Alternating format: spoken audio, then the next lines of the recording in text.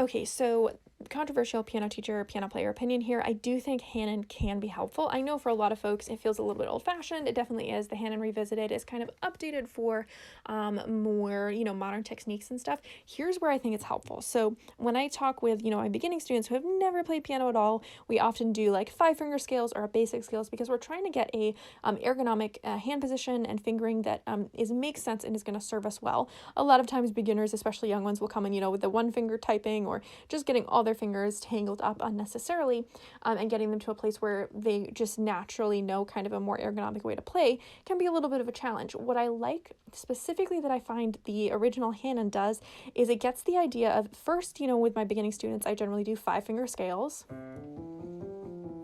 Just the idea that it's one finger per note. We're not doing the one finger typing. We're not like crossing over weirdly, etc.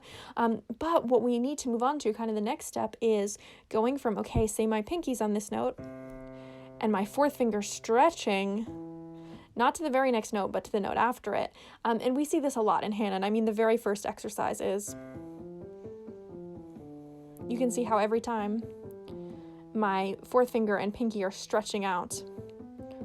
And as you can imagine, this gives us a lot more options as we're playing the piano, and that's a really good thing. So I definitely think it has its place. I like to really fine-tune everything based on what my student needs.